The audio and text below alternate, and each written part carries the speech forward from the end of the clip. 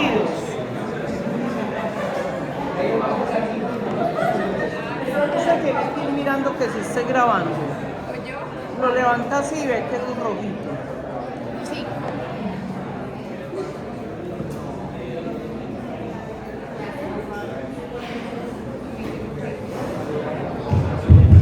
Muy buenos días, queridos y adorados estudiantes. Estamos estrenándonos pues en vivo, pero ya nos habíamos conocido virtualmente. Bienvenidos a mis clases. Qué alegría estar aquí con ustedes. Bueno, voy a hacer unos anuncios parroquiales. Primero, les debe haber llegado a su correo electrónico el link de la clase pasada. Hoy no garantizo que quede bien. Si alguien puede filmarme mejor y me envíe el video para yo subirlo a mi canal de YouTube. Inscríbanse al canal mío de YouTube, que es Natalie Mesa, y ahí encienden la alerta. Cada que yo subo los videos a ustedes les llega el avisito, ¿cierto? Bueno, también les envié el PPT. Yo les voy enviando los PPT.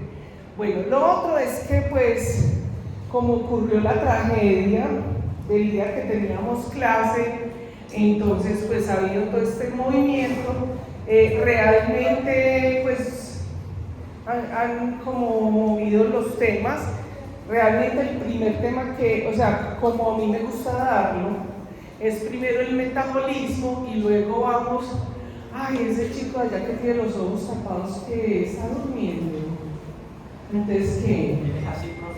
Sí, qué bien. No, porque me algún aparato que salió nuevo y yo no conocía. Vamos a saber. Entonces, el tema pasado que les di fue estructura de la hemoglobina. Entonces yo, sin pedir permiso a la coordinadora ni nada, hice un cambio. Y es que recuerden que tenemos el glóbulo rojo, que fue lo primero que vieron. Entonces, dentro del glóbulo rojo está lleno ¿de qué? De hemoglobina. Ya vimos cómo es la estructura y la genética de la hemoglobina. Recuerden que la hemoglobina tiene un grupo prostético, es decir, un grupo que no es de la secuencia aminoácidica, ¿correcto? Y ese se llama el grupo hemo, por eso se llama hemoglobina. Entonces hoy vamos a ver, nosotros tenemos la fábrica para sintetizar, para producir ese grupo hemo. Pues claro que obviamente lo que voy a decir en estos momentos es porque yo soy bioquímica y genetista y me fascina esta molécula, pues soy enamorada de ella, es de los pacientes que más tengo, de las enfermedades que lo provocan, pero sí les pido que presten mucha atención porque conociendo ustedes qué hace esta molécula van a entender muchas de las cosas que les van a pasar a sus pacientes, así no tengan una patología relacionada con las porfirias. De otro lado, la siguiente clase que le voy a dar es las porfirias. O sea, yo les voy a avisar cada que les toque conmigo, a la siguiente clase conmigo les va a dar las porfirias. Las porfirias son las enfermedades relacionadas con la síntesis del hemo. Y seguidamente, para que cerremos toda la molécula, ya vieron la proteína, hoy vemos el grupo prostético y ese grupo prostético tiene un hierro. Entonces luego vamos a ver el hierro. ¿Listo? El metabolismo del hierro. Muy bien. Y el metabolismo del eritrócito, no sé cuánto lo vamos a ver, pero algún día. Bueno. De antemano me excuso que estoy comiendo chicle, uno cuando está en una conferencia o cuando está en una clase no comen chicle, pero imagínense el tema de bioquímica que ustedes les aterra y todo eso, porque me acuerdo de una profesora ahí con la litosis, uno no bien, nada. Quiere decir qué pena pues, pero pues estoy comiendo chicle, no se debe. Bueno, vamos a empezar, queridos estudiantes. No sé si les había dicho a ustedes, me imagino que sus compañeros de otros semestres ya les han dicho, yo digo todas las preguntas que pregunto en el examen, ¿no? Y qué redundante, qué cacofonía. Entonces, no sé si de lo que es la primera clase, pero yo digo las preguntas. Muy bien, Esto que vemos aquí ya reconocen eso, ¿cierto? Ya pues chicos, pilas, que después llegan a posgrado conmigo, le pregunté a unos estudiantes de especialización, una especialidad, ¿qué era esto? Y no sabían. ¿Ustedes sí saben? ¿Reconocen qué es esto? No chicos, o sea, pilas pues. ¿Saben qué representa esto? Pues fuera de lo negro, ¿saben qué representa esto? Ya alguien lo habrá aprendido. Una proteína. ¿Qué estructura tiene? Cuaternaria. Pero miren que vinieron de varias universidades y no sabían. Ay no, que a mí me dio una pena de mí, yo oyendo eso. Bueno, cuaternaria. ¿Y esos rosquitos qué significan? Esos crespitos. ¿Un afro qué? Eso, divino, alfa hélices, correcto. Y esto de acá es el grupo prostético, eso es lo que vamos a ver hoy. Pilas pues que no me deben dejar, porque a mí nunca me alcanza el tiempo porque yo hablo mucha carrera. Bueno, entonces, lo que vamos a ver hoy son las porfirinas, porque ese grupo hemo, ese anillo tetrapirrólico, se llama, el grupo químico son las porfirinas. Y resulta que esas porfirinas son muy importantes en la naturaleza porque son las que le dan el color, pero los glóbulos rojos son rojos o las hojas verdes son verdes. Por eso les puse esto acá. Esta estructura está mala. Yo no, ¿se acuerdan que en la primera clase hice ese ensayo de inteligencia artificial? A mí no. Pero tenía que invertirle demasiado tiempo corrigiendo. A mí no me cayó mal. No, entonces yo lo hago a mi clásico y ustedes aprenden mucha inteligencia artificial. Bueno, porque le busqué bonitos con colorcitos. Entonces fíjense que a pesar, yo les puse esa, pero la estructura está mal. O sea, químicamente está mal. Pero aquí es para hacerles referencia que esta estructura que es el anillo tetrapirrólico, estos dobles enlaces tienen la capacidad de absorber una longitud de onda y emitir otra. Por eso le dan color. Pero los glóbulos rojos son rojos por la hemoglobina, por el hemo. Ese grupo hemo, ¿cierto? O ese anillo tetrapirrólico, ¿cierto? Está en muchos compuestos. Aquí les puse la clorofila, pero vamos a ver, por ejemplo, en la vitamina B12 tiene un anillo de corrina, que es el anillo tetrapirrólico más un ion de cobalto, ¿cierto? La cobalamina. Estas estructuras, como veníamos viendo en la clase, vimos la importancia que tiene la hemoglobina para la oxigenación de los tejidos, ¿cierto? Porque a este grupo hierro se le pega el oxígeno. ¿Recuerdan en qué estado tiene que estar para que se le pegue? Se lo pregunto en el examen. Acuérdense que los elementos tienen un estado de oxidación, hasta ahí vamos bien, ¿sí o no?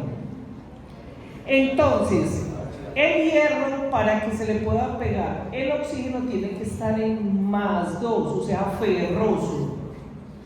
Si está en +3, férrico, no se le puede pegar. Vamos a ver qué pasa si vemos el metabolismo del eritrocito. Vamos a ver. Por ejemplo, cuando está en estado férrico, o sea, +3, se llama metahemoglobina. Muy bien. Entonces, bueno, cierto, nosotros vimos eso, pero en realidad, aquí vamos a ver en esta clase y la otra que ese grupo de hemo tiene muchas funciones, ¿cierto? Lo que le dan esas grandes funciones básicamente son los iones. En el grupo hemo es el hierro, ¿cierto?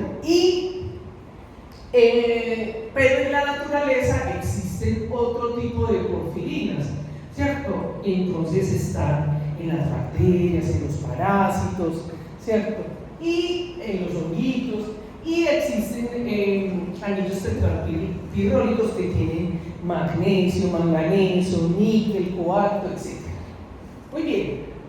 Entonces, las porfirinas tienen varias clasificaciones. Esas clasificaciones aquí no las vamos a ver, no nos interesan. Y eso va a depender de los sustituyentes, también se llaman laterales, pues depende del libro donde lo estudien. Laterales, también se llaman radicales, ¿cierto? O residuos. Sí. Entonces, dependiendo de lo que contenga ese anillo tetrapirrólico, que ya va a entender esto que dice acá en la siguiente diapositiva, entonces tenemos, por ejemplo, mesoporfirinas, uroporfirinas, coproporfirinas, ¿cierto? Aquí puse unas que son de plantas y de bacterias. La uroporfirina nosotros sí tenemos, ¿cierto? Entonces, recuerden pues que esta es la estructura, esto representa las globinas, las dos unidades alfa y beta, y aquí está el anillo prostético tetrapirrólico. Entonces resulta que el grupo de... O pues que le pregunto esto en el examen, apunte, diga, mi querida y adorada profesora, ya les habían dicho que yo les obligo a escribir eso. Sí, si no, no sigo la clase, no le habían dicho, usted no. Bueno, apunte pues, mi querida y adorada profesora. Apunte pues, si no, no sigo la clase por culpa suya. Mi querida y adorada profesora me va a preguntar. ¡Eso! Muy bien, ahora sí seguimos. Entonces, ¿qué le vamos a preguntar? Pues resulta que el grupo hemo como porfirina se llama protoporfirina 9 más hierro. Esa la pongo en selección múltiple. Entonces yo le pongo protoporfirina, protoporfirinógeno 9, pero si no tiene más hierro, no es el grupo hemo. Entonces la respuesta, usted no importa si no sabe nada, pero usted tacha protoporfirina 9 más hierro y saca el punto bueno. Eso es el grupo hemo. Entonces aquí vamos a conocer en la siguiente diapositiva, este es de Leninger, la vamos. Leninger, el libro de Leninger, la bioquímica de Leninger. Ustedes tienen que aprender todas las cositas, no porque eso no le interesa la química, porque yo le voy a decir que se va a aprender, ¿cierto? Entonces miren, le voy a explicar qué significa esa figura. Esto que ustedes ven acá es el grupo hemo, o sea, el grupo prostético de la globina. ¿Qué significa prostético? Que es la parte de la proteína que no es una secuencia aminoácida, ¿cierto? Entonces, esa porfirina, esta acá es la protoporfirina más hierro. Lo pregunto, usted también escribió, mi querida. No, ¿por qué no? La gente puede saber con su conocimiento bien lindo, así bien quinceañero. Morado, menos así como porfirina, así. De la querida ahora profesora, súper excelente. Entonces, vean, ¿qué es lo que le da el nombre? ¿Qué es lo que le da la característica físico-química a ese compuesto? Pues son esos laterales. Entonces, miren, esto que le voy a decir ya está en la otra diapositiva, rengloncito por rengloncito, para que estudien. Entonces, este es un anillo que se llama heterocíclico. ¿Por qué hetero? No es homocíclico. Porque cada uno de los monómeros, que es un monopirrol de porfovirinógeno, cada uno tiene una característica diferente. Fíjense que tiene aquí, fíjense que esto parece un conjunto residencial o una urbanización, ¿sí o no? Vean las 4 casitas, porque de la mnemotecnia porque se lo aprendan. Y entonces cada casita tiene un jardincito. En el caso de la protoporfirina 9, entonces es metil, vinil, metil, vinil, metil, propionil, propionil, metil. Eso es lo que le da la característica a esta porfirina. Pero además tiene una disposición conjugada. ¿Qué quiere decir? Que ahorita vamos a ver cómo se hace porque lo vamos a ir para la fábrica de eso. Una disposición conjugada en química y que lo hace una porfirina y que es activa, ¿cierto? Es que tiene enlace doble sencillo, doble sencillo, doble sencillo. Y además de eso, ¿cierto? Tiene unión, que es el hierro. ¿Listo? Entonces, miremoslo acá. Ahí les pongo la figurita, pero cambio las partes. Este es un anillo tetrapirrólico, cada uno de estos tetrapirrólico porque tetra es 4. Y cada una de esas casitas es una estructura química que se llama pirrol. Cuando hay uno se llama monopirrol. Hay muchos pirroles.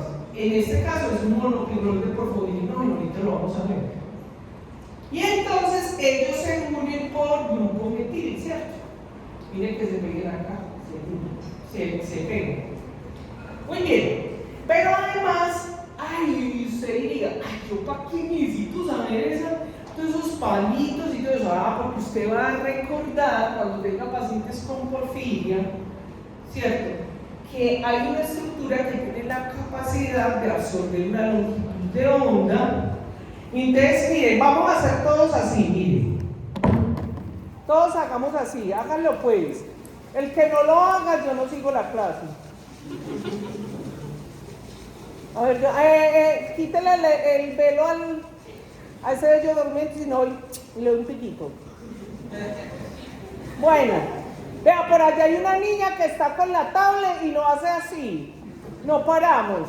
Usted, esa, no, vea, la de la gafa. La de la gafa. A ver, yo leo la mano. A ver. Vean el cachuchón, vean la cachucha. A ver, pues eso. ¿Sí o no que se le calentó la mano? Igualito pasa en la molécula. Las longitudes de onda hacen que vibre. Entonces estos dobles enlaces vibran así y se calientan. Y por eso vamos a ver que en las porfirias hacen ampollas, porque literalmente se calientan. Usted cuando ve a un paciente de porfiria y le da una ampolla, se acuerda de su profe, la maldita, las betas, la mejor.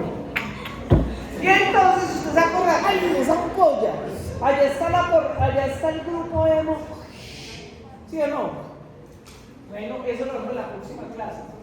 Muy bien, lo pregunté en el examen. Entonces nosotros, queridos, están estrenando diapositiva. Este es un artículo del 2025. El que le interese los artículos están divinos. Entonces nosotros vamos a ver esa fábrica. Es decir, nosotros sintetizamos, nosotros producimos grupo M. Nosotros tenemos toda la batería de enzimas, los genes que expresan las enzimas, las proteínas de actividad enzimática que hacen el M. Ya le voy a explicar qué significa esta figura. Esto que para los de atrás de pronto no lo ven bien, si están grabando. Este es el citoplasma, ¿sí o no? Y en el citoplasma vamos a tener unas reacciones. Luego un compuesto va a entrar, el coproporfirinógeno 3 entra a la mitocondria. Bueno, se me olvidó decir una cosa muy importante. Los sustratos, o sea, la materia prima con la que empieza la fábrica, están dentro de la mitocondria. Allá se va a producir el ala, y entonces sale el citoplasma, sigue otras reacciones, ¿cierto? Luego entra la mitocondria hasta que termina la protoporfirina 9 más hierro, que es el grupo M. ¿Sí o no? Bueno, nosotros vamos a ver en la próxima clase las porfirias, ¿cierto? Resulta que hay un grupo de enfermedades que se llaman porfirias. Hay unas que son endógenas y otras que son exógenas. Las que nosotros vamos a revisar son las endógenas. Las exógenas son las que se dan por intoxicación, como por ejemplo por metales pesados, pero eso no lo vamos a ver en esta clase. Por esto en esta diapositiva está la enzima y al lado está el tipo de porfiria que se da. ¿Listo? Muy bien. Esto que ustedes ven aquí, usted diría, ay, no, guácala, esas estructuras. ¿Por qué es tan importante que yo les estoy enseñando usted bioquímica de coquito, de Hello Kitty? fácil, porque yo no le voy a exigir ninguna estructura. Pero usted como clínico sí tiene que saber, píntele ahí un dibujito ahí más o menos, una crucecita, algo, pero usted tiene que saber que eso existe, porque en sus pacientes algunos de estos químicos usted los va a solicitar, o sea, son biomarcadores para hacer el diagnóstico, ¿cierto? Entonces, usted en esta clase tiene que aprender 5 palabras. High five. 5 palabras. 5. Esas 5 palabras se las pregunto en el examen. Esas 5 palabras. Entonces, vamos a empezar a ver cada una de estas reacciones. Y ya le voy diciendo yo qué palabras se tiene que aprender de ahí. ¿Cierto?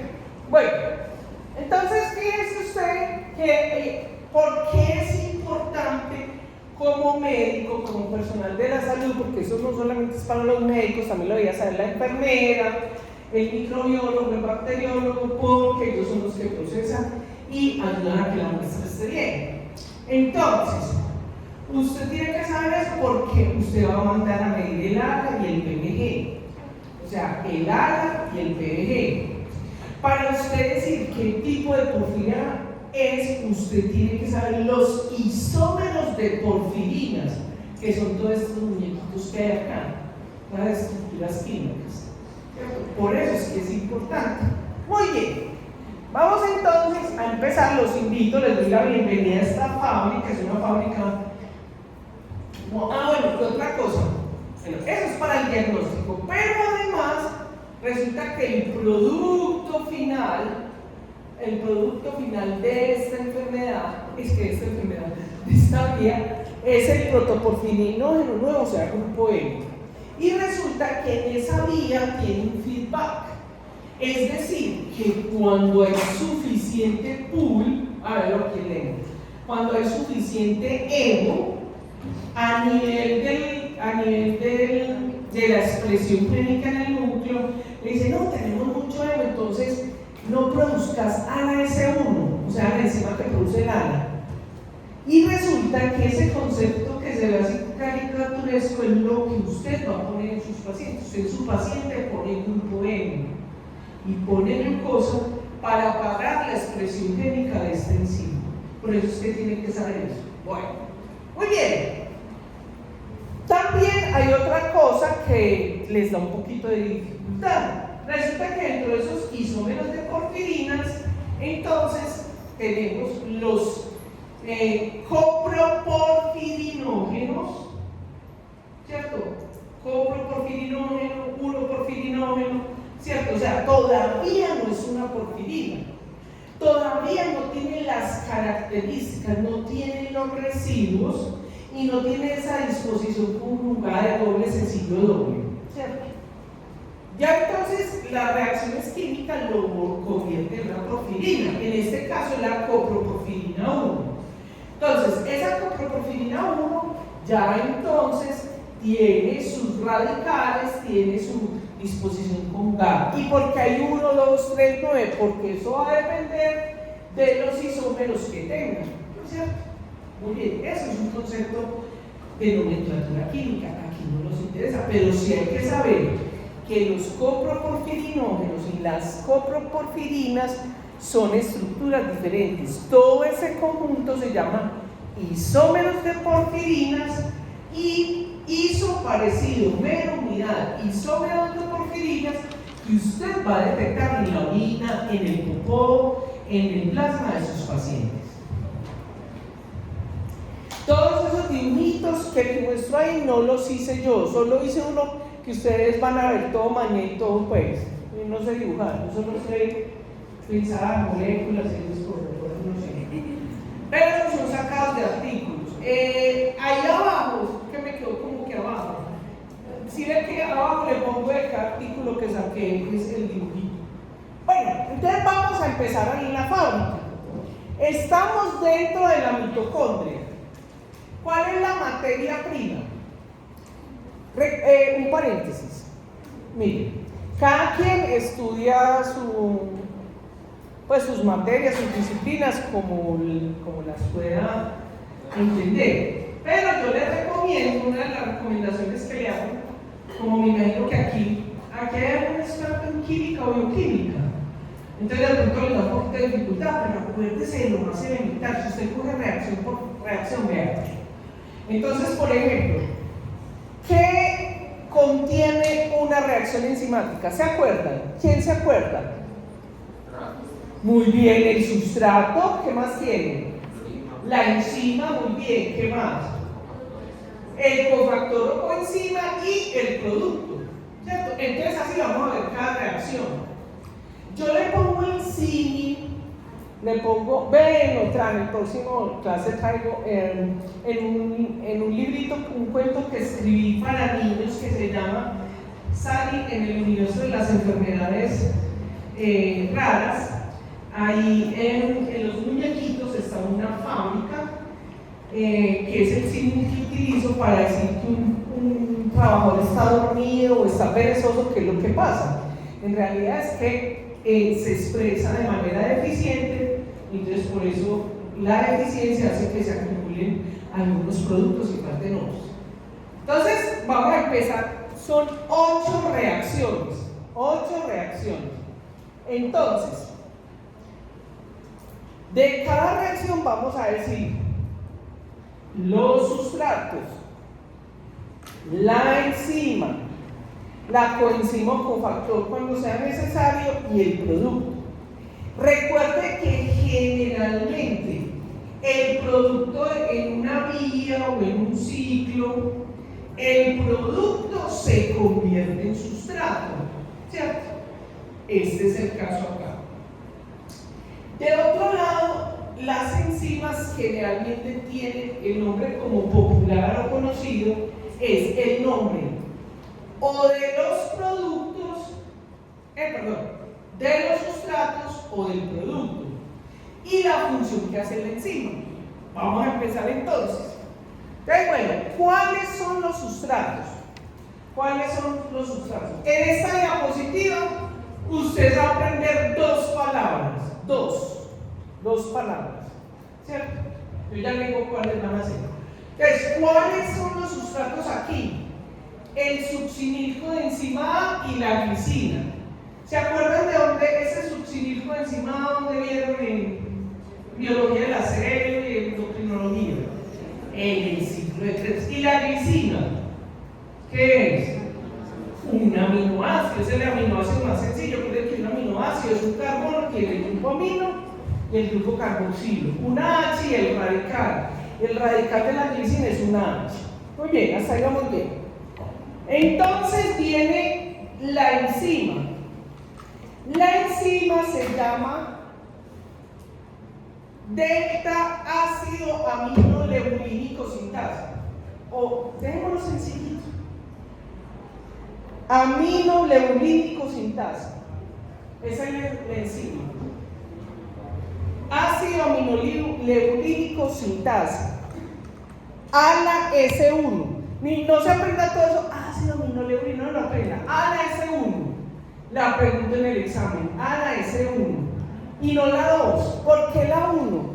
Porque en este curso le damos sobre todo importancia a las porfirias hepáticas agudas.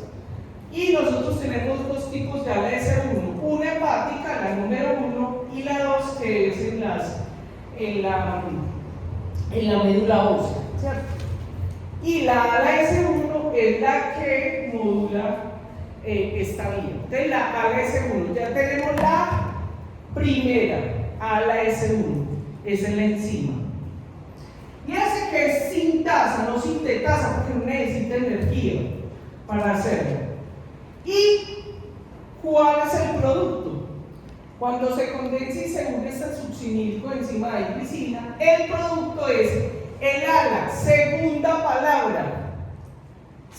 palabra que se va a aprender, ALA, ácido aminoleurínico, también 5 o delta amino, ácido aminoleurínico.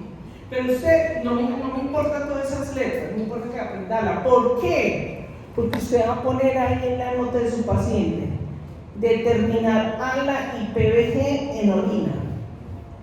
Vas a ver si su paciente tiene una porfiria o está en una crisis. Entonces, ojo pues, ahí para que me vean. Ala S1 y ala, van dos palabras. Muy bien. Entonces, fíjense y verán, busquen ahí en internet los que tengan y el teléfono graba. Yo eso te lo digo la próxima semana. Una de las hipótesis por qué el ala es supremamente neurotóxico y el ala tiene tropismo por el sistema nervioso. Entonces esto se pega al sistema nervioso. Una de las hipótesis, porque todavía no se sabe muy bien, es que el ala se parece a un GABA. Esa es una de las hipótesis. Bueno, ¿cuál es el cofactor de esta enzima? El PLP. ¿Saben qué es PLP? Ojo pues chicos, si los que estaban ahí conmigo en la puerta, yo creo que un estudiante ahorita pasó y me dijo, profe, ya le hice la tarea. Los que estaban conmigo, ¿por qué? El de posgrado le puso a hacer la tarea porque no había que dar vitaminas. Piridoxalfosfato, este es el cofactor, piridoxalfosfato. ¿Y qué lo produce? La vitamina B6 y la piridoxina. Ay, ¿yo para qué tengo que saber eso? Porque eso es lo que usted le tiene que mandar a sus pacientes. Piridoxina. Muy bien. Vamos para la segunda. Este es el dibujito que yo hice.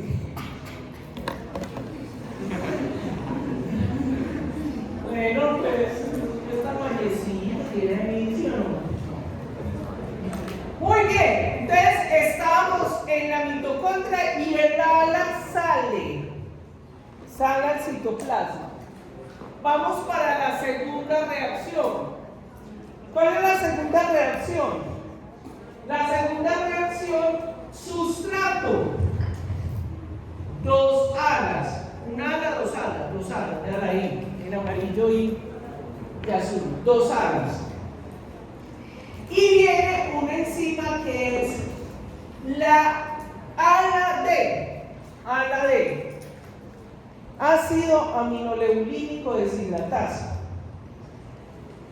Esa enzima, tenemos una porfiria genética que se produce esa enfermedad de deficiencia de ala deshidratasa, pero para los que vayan a estudiar urgentología, cuidados intensivos, toxicología sobre todo, van a haber pacientes con eso, por intoxicación con plomo, con arsénico, con mercurio, que produce lo que se llama la porfiria de 2. DOSS, porfiria de 2 o pulmoporfiria. Porque esos metales pesados inhiben esta enzima, entonces separan la vida. Bien, pero eso es porfiria sexual. ¿Cuál es el producto? Tercera palabra que se tiene que aprender. Tercera palabra. Porfobilinógeno. No es sino que lo aprenda como PBG. Porfobilinógeno o monopirrol de porfobilinógeno. Miren que, ¿se acuerdan que vimos ahorita que en el anillo tetrapirrólico, o sea que tiene 4 pirroles, este es uno de los pirroles, una de las casitas? Ya tenemos el monopirrol de porfobilinógeno. Es la tercera palabra. ¿Por qué? Resumamos hasta acá. Porque usted tiene que solicitar a sus pacientes medir en orina el ALA y el PBG. Si está aumentado, tiene una porfiria o tiene crisis de porfiria. Después vemos el detalle porque no es así tan simple como lo estoy diciendo. Y la ALA es uno porque es el regulador de la vida. Entonces usted sabe que cuando le está dando hemo y le está dando glucosa es porque está inhibiendo la producción de esa enzima. Bien, vamos para la... ¿Qué número de reacción? La tercera reacción. Sí, no es una clavada. Es que a veces se me olvida. Bueno, entonces, ese dibujito también dice yo. De esos. Los cuales una pechita. Inversión de tiempo. Bueno, aquí vamos a hacer, porque aquí está la cuarta palabra que ustedes tienen que aprender, ¿cierto? Bueno. Resulta que aquí está el PBG, o sea, el porfobilinógeno.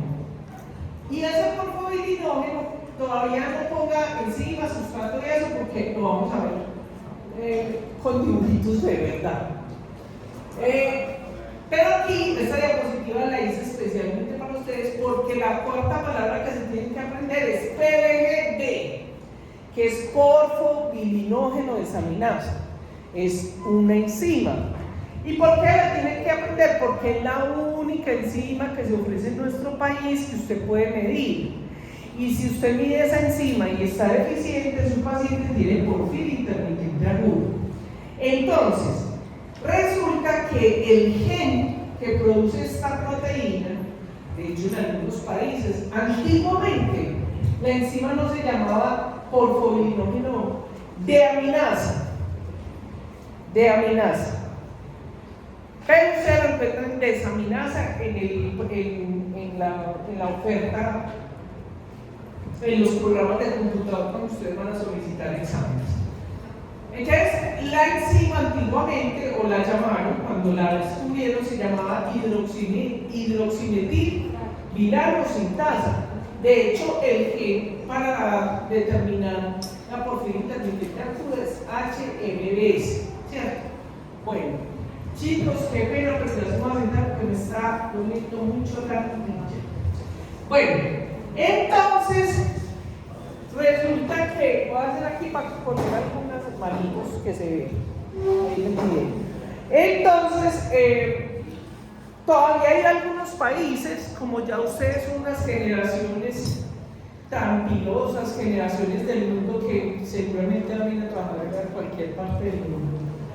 Hay todavía unos países que llaman la enzima hidroximetil bilalosintasa. Y en los artículos a veces también. Pero la enzima la conocemos como porfobilinógeno desaminasa. Es la cuarta palabra que se tiene que aprender. Repasemos cuáles, repasemos ya para el examen. Repasemos para el examen. A ver, las palabras. La primera, a la S1, muy bien. La segunda, ala. La tercera, PBG o porfobilinógeno. Tranquila que yo le pongo la sigla, luego le pongo qué significa. La cuarta, ¿cuál es? PBGD, porfobilinógeno desaminasa, ¿cierto?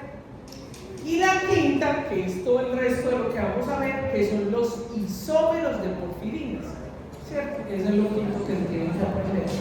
Bueno, entonces vamos para adelante. Resulta, les voy a explicar, vea esta figura. No la cambio porque no he encontrado en ningún libro mejor descripción seria de química que muestre cómo es la reacción. Es del libro de Devlin, la bioquímica de Devlin. Entonces, la enzima, o sea, la porfobilinógeno desaminasa, que está representada con esta medianita acá, ¿cierto? Lo primero que hace es que crea un primer o cebador. Primer o cebador. Nada de eso lo tiene que aprender, es anecdótico.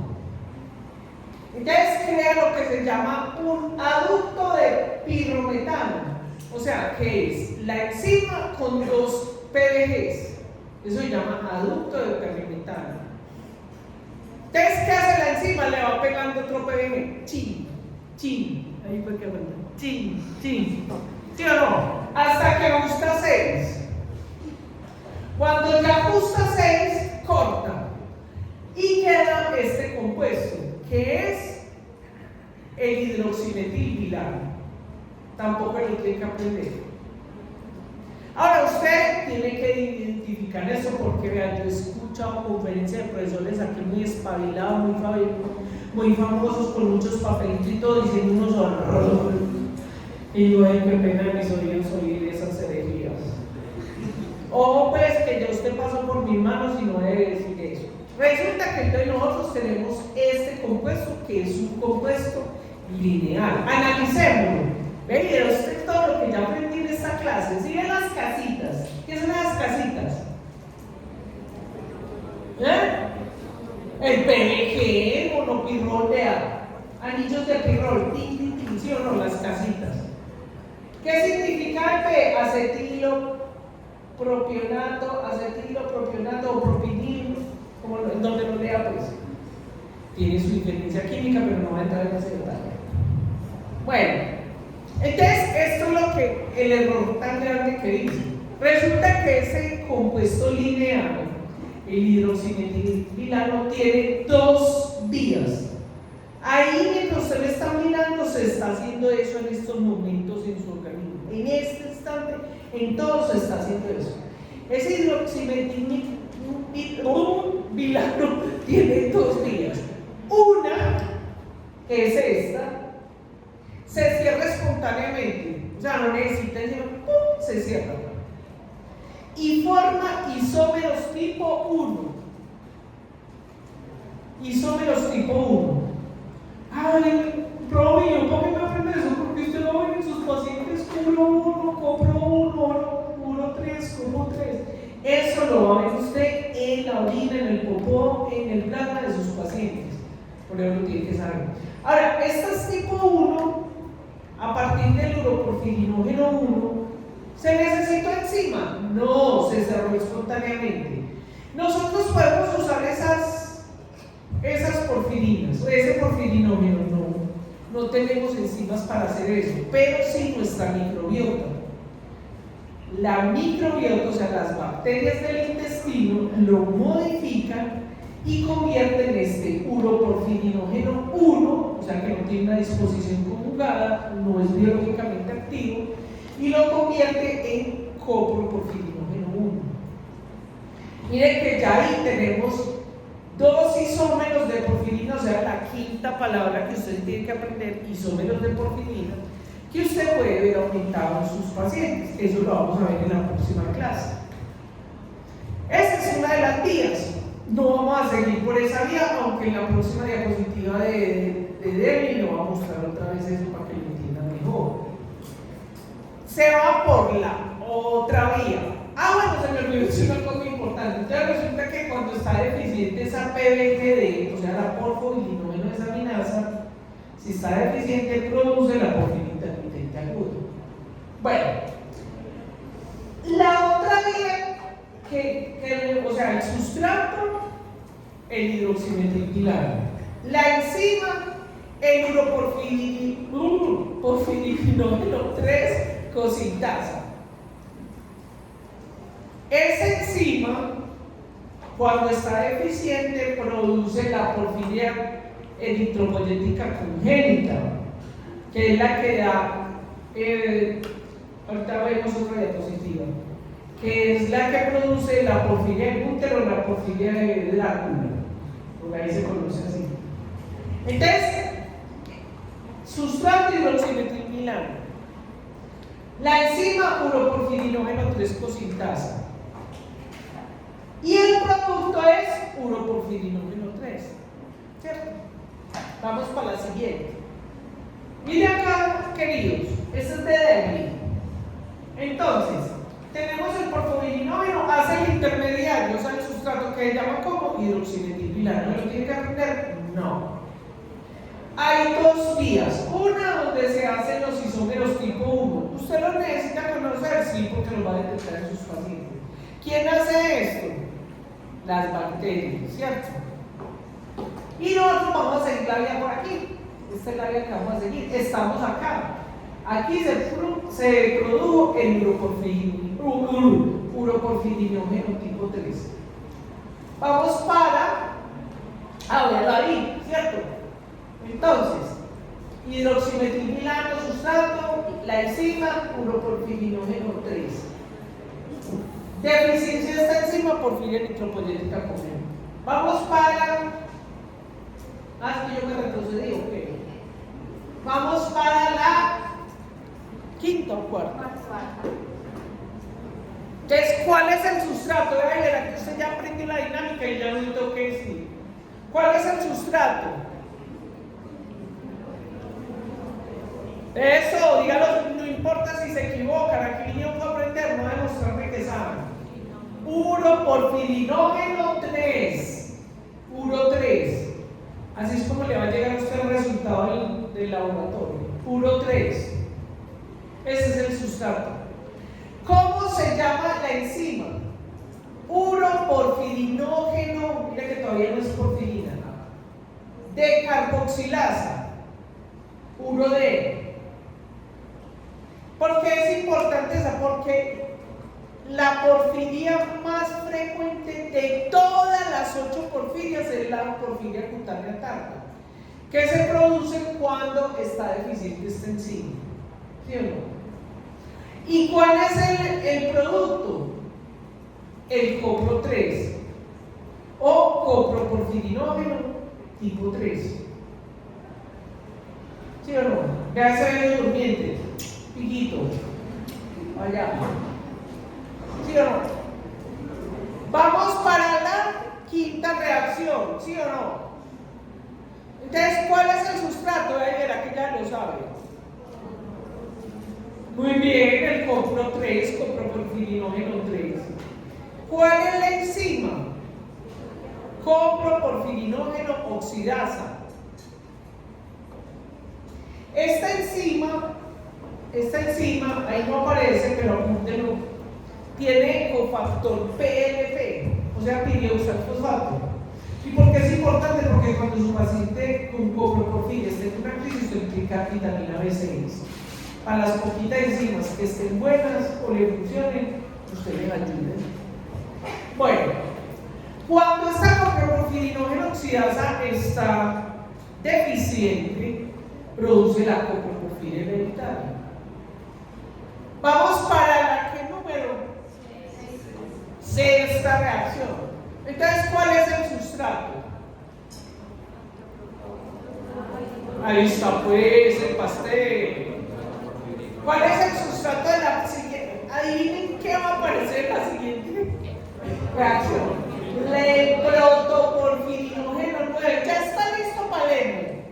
¿Sí o no? No. Le salió mal porque recuerden que tiene que volver porfirina. Protoporfirina.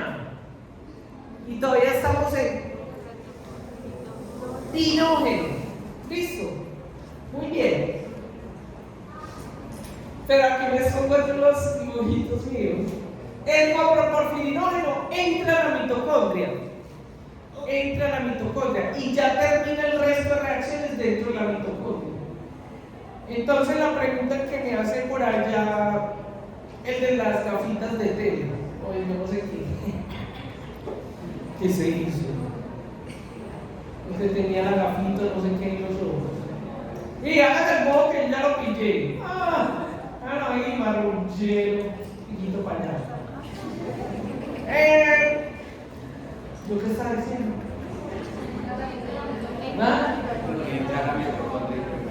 Bueno, entonces por eso algunas de las porfirias también se llaman enfermedades mitocondriales, porque son las reacciones o la deficiencia de enzimas que están dentro de la mitocondria.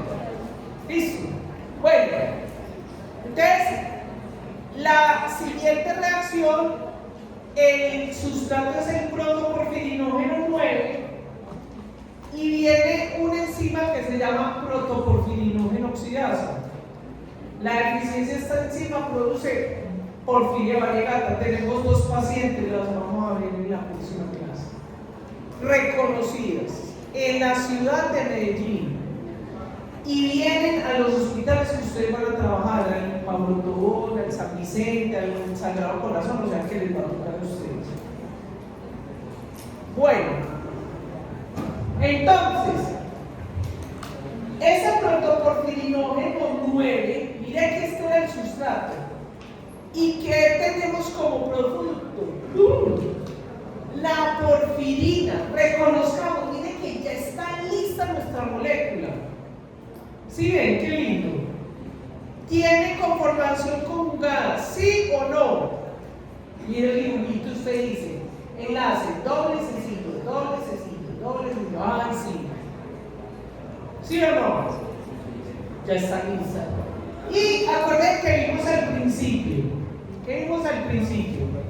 Que cómo eran los radicales de la protoporfirina 9. Yo no lo voy a preguntar en este examen. A veces lo pregunto, pero esta vez no. Pero se los preguntan en exámenes internacionales. ¿Cuál es la secuencia de los radicales de esa protoporfirina 9 de Mariela? Entonces recuerden, metil, vinil, metil, vinil, metil, propionil, propionil, metil, ya está listo. ¿Qué le falta? El hierro. Muy bien, vamos para la última. Entonces, la última, el sustrato de la protoporfirina, no porfirina, sino porfirina 9, viene una ferroqueratasa y le pone hierro, y ya tenemos el tarán, tarán, hemos terminado. ¿Fácil, sí o no? Y la súper fácil. Vamos a repasar las 5 palabras que sugería de ahora, pero la pregunta, la primera. ADC1. La segunda. La tercera. PBG. Muy bien. La cuarta. PBGD. Y la quinta. Isómeros de proteína. Ya se puede tratar pacientes. Ya está listo. Ya lo dejé. No prepare. Vaya, tiene pacientes. Bueno. Muy bien. Y entonces, ¿se acuerdan lo que le dije en la clase pasada y al principio? Ya se aburrieron. Bueno, si es que deberíamos terminar ya la clase, si no, el resto lo estudian ustedes. Bueno, ¿qué le dije yo en la clase pasada? ¿Qué le dije yo a usted en la clase pasada? Y al principio de esta clase. Nosotros estamos viendo porque estamos aquí en hematología, vemos el glóbulo rojo, la hemoglobina, ¿cierto? Vemos que el grupo hemo, y de verdad, el 85% de ese grupo hemo que nosotros producimos, ¿cierto? Se va a la hemoglobina, eso es cierto. Pero el grupo hemo participa en muchas reacciones y en muchas actividades celulares. Imagínate que en los nuevos artículos encontré una nueva gráfica, claro que esta es más tesa, pero para indicar que el grupo hemo se usa para muchas cosas, pero a ver, cuando la iba a montar no la pude encontrar, entonces seguí con esta. Pero es que me cae súper bien, mira que este ya es más viejo que no ya se me lo sobre claro. Porque ese grupo de hemo, miren, ya vimos que es para la hemoglobina, pero también está en la hemoglobina. En la familia de los citocromos, en los citocromos P450. Ay, eso porque es tan importante, es súper importante porque usted va a dar medicamentos y cuando da medicamentos se activan los citocromos P450. Cuando nosotros nos tomamos un tintico, cuando se fuman un baretico, cuando fuman un cigarrillito, cuando se toman un vinito, un whiskycito, es decir, toda cosa que es xenobiótica con X, o sea, un producto extraño para el organismo, se inducen los citocromos P450 para metabolizarlos y eliminarlos por materia fecal y por orina. Pero además de eso, mire que están en catalasas y peroxidasas. Yo no sé si ustedes ya les contaron que cuando uno tiene infección bacteriana, las catalasas y peroxidasas se activan para defendernos de esa infección bacteriana. Entonces dicen, ay, ¿qué relación tiene eso con las porfirias? Pues que uno de los factores precipitantes es cuando se gasta el hemo. Y el gasto de hemo es cuando hay inducción de la familia de citocromos P450, cuando se gasta el hemo, por ejemplo, en defender una infección, catalasas, peroxidasas, pero además no solamente como grupo prostético, sino además que interactúa en muchos mecanismos moleculares. Miren que aquí vemos, por ejemplo, la señalización celular, el procesamiento de RNA, pequeños de interferencia, bueno, etc. Muy bien. Punto y aparte. Esto fue lo que acabamos de ver. Se los he traído de diferentes artículos. Cada quien estudia el que más le guste, ¿cierto? Miren que tenemos el citoplasma, la mitocondria, ¿cierto? Unas reacciones se dan dentro de la mitocondria, otras dentro del citoplasma. Lo que está en azul son las enzimas, ¿sí o no? Lo que está en rojo son las diferentes enfermedades. Solo de una próxima clase.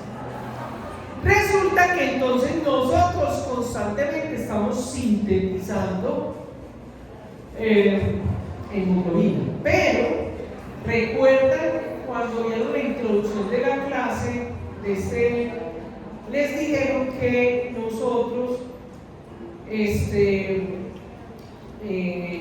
pues cada 120 días se nos están viendo los glóbulos rojos, es decir, el glóbulo rojo sale en la eritropoyesis. ¿Ya vieron la eritropoyesis? Bueno, entonces el precursor del eritrocito maduro es el reticulocito. Entonces ya pierden todas las organelas y se vuelve una célula viejita no madura. Y ya cuando se le queda todo su pool, queda como un crenocito que queda como la cabecita de Lisa Simpson y se lisa. Y cuando se lisa libera esa hemoglobina, perdón. Entonces hay que catabolizar ese compuesto, ¿cierto? Eso es lo que vamos a ver en estos momentos. Bueno, ahí está el resumen de lo que se tiene que aprender, ¿listo? Entonces, esta gráfica que está ahí es del libro de la bioquímica de Max. Ustedes miren acá, este es el glóbulo rojo. Pues aquí lo tenemos de la hemoglobina, que es más o menos el 85%. A los 120 días más o menos se muere, se lisa y se libera esa hemoglobina. Como la naturaleza es tan sabia, recicla todo lo que pueda. Entonces, ¿qué pasa? Las globinas, o sea, la parte proteica, la reutilizan. ¿Dónde lo hace? En el retículo endoplásmico liso, ¿cierto? Y se libera ese hemo. Ojo, ese hemo es muy tóxico. Ese hemo no es hidrosoluble. Por eso, entonces, para poder estar en el medio acuoso que es la sangre, entonces necesita unirse a una proteína, ¿cierto? Y entonces se pega la albúmina en la sangre, va en la albúmina para que en el hígado se acabe de sintetizar. Acuérdense que la mayoría de estas muertes, ¿cuál es el cementerio de los glóbulos rojos? El vaso, ¿cierto? Allá se da eso, pero ese grupo hemo se transforma, ya vamos a ver cómo son las reacciones, se convierte en bilirrubina. Esa bilirrubina, ese es el grupo hemo modificado, se pega a la albúmina, va al hígado. En el hígado esa estructura se puede reutilizar para hacer otras cositas y lo que no se necesita se bota por la materia fecal y la orina. Vamos a empezar a mirar. Este dibujito que ven ahí es de un librito, ya se los había dicho yo a ustedes en la otra clase. Pues esos dibujitos es de un alemán, pues son muy pequecitos, pero uno aprende muy fácil. Es un libro chiquitico, está aquí, creo que se llama K-O-O-L, el autor de ese libro. Entonces los dibujitos de resumen son muy chéveres, es como un resumen de todo para estudiar. Entonces, lo que vamos a ver en estos momentos es la degradación de ese grupo M. Y resulta, bueno, yo he hablado y no lo he dicho, no les he preguntado. Ustedes saben cuando yo digo biomarcador a qué me refiero, no saben o lo deducen. Bueno, para los que no sepan, un biomarcador es algún compuesto, alguna sustancia biológica que sirve para ver una característica determinada de un proceso, de un mecanismo, de una vía, de un metabolismo. Esos son los biomarcadores. Por ejemplo, sí, ya me acuerdo que les había dicho cuando les dije que la hemoglobina era un biomarcador que ustedes van a usar mucho, ¿cierto? Porque les va a indicar cómo está, si un paciente tiene anemia, si tiene deficiencia de hierro, si puede tener deficiencia de hierro, etc. Y entonces, en este metabolismo del hierro, del hemo, perdón, se va a producir entonces un biomarcador que ustedes van a ver todos los días de su vida clínica. Y más si son internistas, hepatólogos, hematólogos. Y en la bilirrubina. ¿Quién de aquí no conoce la palabra bilirrubina? Todos, porque se me sube la bilirrubina, ¿cierto? Todos acá conocen, la abuelita sabe, ¿qué sabe? El bilirrubina lo tiene usted muy amarillo. ¿Cómo tal cosa? Esta la abuelita lo sabe. ¿Sí o no? Entonces, la bilirrubina es un biomarcador que ustedes van a utilizar mucho para ver cómo está el estado de su paciente, el estado hepático, el estado hematológico. Entonces, por eso es un biomarcador muy importante. Entonces, hoy yo les voy a compartir la información de cómo se hace esa bilirrubina. Entonces, la bilirrubina es el producto de degradación o catabolismo del glucoeno. Miren tan chévere este dibujito, aunque sea tan feo. Esto es lo que estamos acá. Aquí yo no les voy a exigir que se aprendan ninguna enzima, porque en realidad existen, sobre todo los que se vayan a trabajar a la costa, existen hiperbilirruinemias, o sea, enfermedades huérfanas erróneas del metabolismo que tienen que ver con la deficiencia de estas enzimas. Pero normalmente, o sea, no son muy frecuentes, no son enfermedades raras. Pero la bilirrubina, usted sí la va a ver mucho.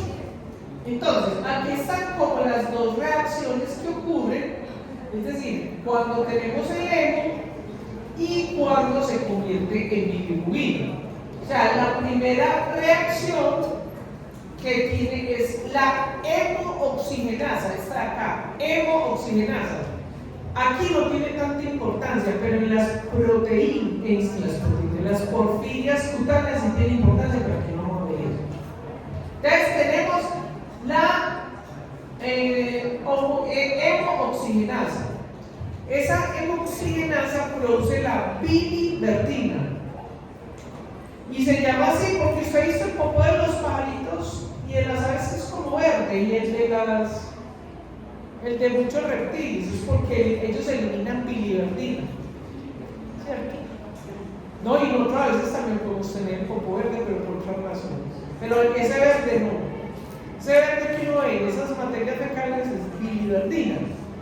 Bueno, entonces esa bilivertina luego se va a convertir en bilirrubina y lo hace una reacción, una enzima que se llama bilirrubina reductasa, tiene el nombre del sustrato. Bilivertina reductasa, tiene el nombre del sustrato. ¿Ustedes las tienen que aprender? Ninguna de estas enzimas las tiene que aprender. Pero usted sí tiene que saber que esa bilirrubina, esto aquí está representando el vaso, tiene que salir a la sangre para acabar de ser metabolizado en el hígado. Como eso no puede andar porque la bilirrubina es un pigmento amarillo que no es soluble en agua. Entonces, para poder andar en la sangre se tiene que pegar a la albúmina. ¿Sí o no? Muy bien. En la albúmina, entonces usted va a detectar eso. Por eso ustedes le han medido bilirrubina directa, bilirrubina total, directo o indirecto. Ahorita vamos a ver eso. Y eso lo tiene que saber usted porque hace parte del perfil hepático. Y usted lo va a medir. Y si no lo manda a medir, cualquier vecino le dice: que me mido una bilirrubina, está bien. Y usted va así. ¿Qué es eso? Le dice el vecino, usted. Es el catabolismo del grupo E. O sea, cuando en la generación del grupo, usted le dice la mayor de mi clase, le dice la una que está. Bueno, muy bien. Cuando llegue entonces al hígado, eso representa el hígado, viene la tercera reacción. Miren que aquí le estamos viendo un dibujito. Yo ahorita le voy a mostrar un poco la estructura. No se tiene que aprender la estructura. Que pasa es que para mí, yo no sé cómo tanto esos que aprenden todo eso de memoria, todos esos nombrecitos. Yo no soy capaz, yo tengo que ser con estructura. Ya viene la tercera reacción, que es la glucuroniltrosferasa, que lo que hace es que le transfiere a la bilirrubina un nucleótido de UDP, uracilfosfato, ¿cierto? Muy bien, ese es el nucleótido que le pasa. Luego entonces va a ir a la bilis, a la vesícula biliar, ¿cierto? Y ahí en el intestino, ¿cierto? Lo que vamos a hacer es que lo vamos a eliminar junto con el metabolismo de la microbiota nos va a ayudar a eliminar esto, ¿cierto? En forma de estercobalina o urobilina o estercobilinógeno por la orina, por la materia fecal y la orina. Véanlo ahí, no es lo mismo, pero es igual. Es lo que le acabé de decir. Este es el vaso, en el vaso tenemos el hemo que lo liberó, vienen las enzimas, se convierte en biliverdina, el otro en bilirrubina, la bilirrubina hay que ponerle un nucleótido, ¿cierto? Y esto todo ocurre en el hígado. Veanlo acá, este es del libro de Devlin. Entonces venimos del eritrocito. Yo le voy a indicar esto. ¿Por qué? Porque aquí vemos que se pega la albúmina. Y resulta que después de que veamos esto, usted no tiene que aprender las enzimas, ni la estructura, pero sí tiene que saber entender cuando usted le diga bilirrubina directa, indirecta y total. Eso sí se lo tiene que saber. Pero para poderlo usted entender, su profesora le tiene que enseñar esto o mostrárselo. Entonces lo que está sucediendo es que esa hemoglobina, ¿cierto?, que es un anillo tetrapirrólico, la primera enzima, que es la hemoxidasa, rompe el anillo, lo abre y queda esto, este compuesto lineal se llama biliverdina.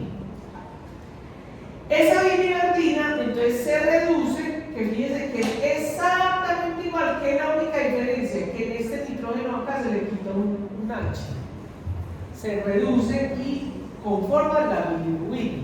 Este es el pigmento amarillo. Ese pigmento, como es, no es soluble en agua, tiene tropismo por el tejido graso. Por eso se acumula en la piel, en las escleras. ¿Cierto? Bien. Entonces, a esa bilirrubina le vamos a pegar este es el ácido glucurónico o glucuronato, que estamos pues allá por el pK en el hígado, pero es ácido glucurónico. Aquí está la base conjugada, o sea, glucuronato. Entonces ese glucuronato, UDP, viene 2 y se lo pega a la bilirrubina, ¿cierto? Entonces, ojo aquí, ojo para que no se confundan con eso. Fíjense que aquí lo que nos está diciendo es que la bilirrubina está conjugada o pegada a la albúmina, que es diferente de lo que vamos a ver ahorita en la reacción química, que es la que usted va a medir. Hasta ahí todo muy bien. Resulta que esa bilirrubina usted la va a medir en sangre. Y entonces, para usted medirla, ¿cierto?, en sangre, va a medir, resulta que la bilirrubina no está por ahí libre, el 100%, ¿cierto? ¿Por qué? Porque no es soluble en agua. Entonces, hay una, ¿cierto?, que va a estar pegada, que va a ser la bilirrubina total, se le hace un procedimiento químico y por eso se hace una reacción directa e indirecta y por eso lo llamamos bilirrubina directa. Hoy en día depende, en los municipios y en los lugares alejados a usted le da el valor total de la bilirrubina, que es como se mide en el laboratorio, y le dan uno a los dos, la directa e indirecta, y usted lo que hace es que se la resta o se la suma, dependiendo de lo que le dé, se la suma, o a veces dan la directa e indirecta y usted las tiene que sumar, ¿cierto? Pero hoy en día en los laboratorios ya vienen bilirrubina total, directa e indirecta, punto. Entonces, ¿qué pasa? Aquí viene para que no se vayan a confundir con ese catabolismo. La bilirrubina, ¿cierto?, que es la no conjugada, ¿cierto?, la que no está soluble en agua, ¿cierto?, esa es la que nosotros tenemos que separar. ¿De cuál? De la que está pegada a la albúmina, ¿correcto? Entonces, ustedes ya hicieron el laboratorio donde hicieron tirilla de orina, ¿cierto? ¿Se acuerdan que en esa tirilla de orina, no sé si les tocó una con aumento de bilirrubina? Y ahí está la tirilla. Uno puede ver la orina y ya sabe, ¿cierto? Ya sabe, uy, este paciente, que además si tiene con la anamnesis, usted ya sabe, uy, seguramente tiene aumentada la bilirrubina. Pero hay una partecita de la tirilla que dice BRR, que es la bilirrubina, ¿cierto? Hay aumento de bilirrubina. Esa bilirrubina, entonces, cuando se pega a los tejidos, a la piel, que da esa pigmentación a la piel, se da lo que se llama la ictericia. Ictericia, ya conocían esa palabra, ¿cierto? Bueno, entonces resulta que cuando van a medir para separar esas dos, lo hacen a través de una reacción, eso es una terminología de laboratorio, una reacción, hay reacciones directas y reacción indirecta, ¿correcto? Entonces usted le dan esa bilirrubina total y le dan los otros valores. Mire, esta es la orina del paciente con bilirrubina. Entonces, esa bilirrubina conjugada, ¿cierto? Pero no es la conjugada esa que vimos de la albúmina, sino que es la que está ¿con quién? Con el ácido glucurónico. Vuelvo y me devuelvo para que lo recuerden. Cuando estamos hablando de hemoglobina, bilirrubina conjugada, no es esta de la albúmina, no, sino esta, la que está con el ácido glucurónico. Entonces, la reacción, esa bilirrubina se llama bilirrubina conjugada y se puede medir por una reacción que se llama reacción directa, ¿cierto? Muy bien. Y tenemos entonces que cuando está aumentada esa bilirrubina directa, entonces usted puede sospechar que el paciente tiene hepatitis, una cirrosis, obstrucción de las vías biliares, etc. Ahora, está la bilirrubina no conjugada o indirecta, que ¿cómo se hace? Dependiendo del valor que le dé, se le resta a esa total, ¿cierto? Y entonces, cuando usted tiene, eso se convierte, las tres se convierten en un biomarcador, ¿cierto? Entonces usted, por ejemplo, cuando veamos metabolismo del eritrocito, cuando veamos las otras enfermedades, vamos a ver que decimos anemia hemolítica, no esferocítica, hereditaria. Entonces, si a usted le ha aumentado esa bilirrubina indirecta, ¿cierto? Entonces usted va a decir, voy a aparecer una anemia, puede ser una eritrocitosis fetal, puede ser una ictericia fisiológica recién nacida, etc. Entonces, eso sí. Esta bilirrubina indirecta se produce cuando el hematíes pues hace lísisa fuera del vaso. Pero, me encanta tu pregunta. No, nosotros siempre vamos a tener, siempre tenemos bilirrubina total, ¿cierto? Tenemos bilirrubina que está pegada al ácido glucurónico, ¿cierto? O sea, siempre porque lo estamos catabolizando, o sea, esta de acá, ¿sí? Lo que pasa es que en el laboratorio, para poderlo determinar, se hace con una reacción indirecta, pero no es que tengamos nosotros bilirrubina directa o indirecta, sino que la reacción directa o indirecta, como vemos acá, la directa me determina la bilirrubina que está con el ácido glucurónico. En cambio, la indirecta es la que no está con el ácido glucurónico. ¿Listo? Bien. Entonces, ojo chicos, apunten esto pues que lo pregunten en el examen. Resulta, aquí en Colombia y en Medellín no se utiliza tanto. Claro que como ya hay algunos laboratorios como SIMLAB, hay algunos que son, ese es de unos españoles, entonces está cambiando un poquito la terminología.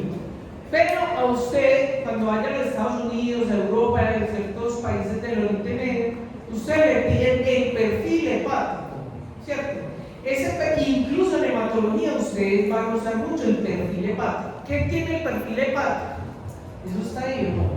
Ahí veo.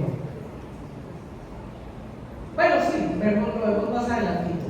Ay, no, es que no dice, me faltó decir una cosa. Pero ya se dice lo del perfil. Entonces, ese perfil, yo creo que esa es la última diapositiva que no les iba a dar algo, se lo digo. Entonces, ese perfil hepático que tiene, las enzimas hepáticas, ¿cuáles son? Ya las deberían haber visto en endocrino.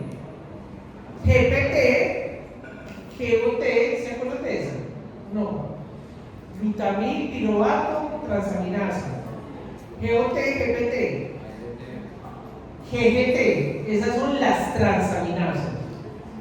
En Colombia usan mucho que se vea también ALT, ¿cierto? O AST. Entonces, en Colombia se mide sobre todo, lo hacen por economizar, GTT y GOT. La GGT, que es glutamato transaminasa, no lo utilizan casi acá, en otros países sí lo utilizan siempre porque usted con ese enzima usted está viendo cómo es el proceso de la patología que tiene su paciente, ¿cierto? ¿Cómo va? Si está mejorando o está empeorando. Entonces se incluye la fosfatasa alcalina, el ácido úrico y se incluye la bilirrubina, total, directa e indirecta. Bueno, vamos a ver algo importante, ¿cierto? De la bilirrubina, y es que ustedes saben, ya vimos que entonces esos glóbulos rojos se erizan, se rompen y liberan el punto B.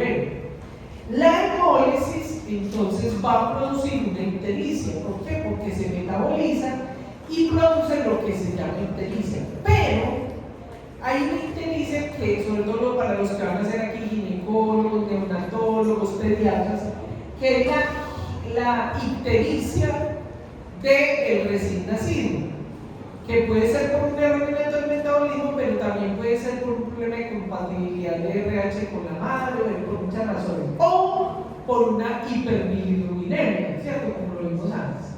Pero eso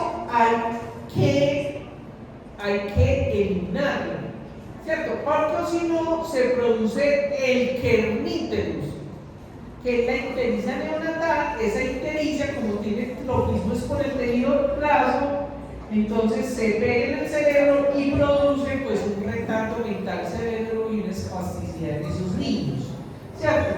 Por eso el tratamiento de esto es simplemente que el niño se somete a rayos ultravioleta. Por eso cuando nace un poquito amarillito el médico le dice no, póngalo al solecito, o si está, le hacen obviamente los exámenes, si está muy alto, entonces lo ponen en estas cámaras de UV, que lo que hace es que cambia la configuración de esa bilirrubina y la excretan por orina. Esto también se puede dar, por ejemplo, en pacientes que tienen una colestasis intrahepática o una colestasis extrahepática, en cánceres, en vías biliares, y entonces usted va a utilizar esas bilirrubinas como un biomarcador, por ejemplo, en un tumor de conducto biliar, que es muy frecuente. Aquí están entonces los estudios que le digo, ¿cierto? Cuando usted va a hacer ese estudio del perfil hepático, va a incluir las enzimas, la fosfatasa alcalina, el ácido úrico. Algunos incluyen, por ejemplo, proteínas, pero aquí generalmente lo que hacen es, estas son las que hacen: transaminasas, fosfatasa alcalina, ácido úrico y las bilirrubinas. Bueno, querido, hemos terminado. ¿Alguna duda o pregunta? ¡Eso terminamos! Nos vemos la próxima. ¿Cuándo es? ¿El martes? ¿O cuándo me toca?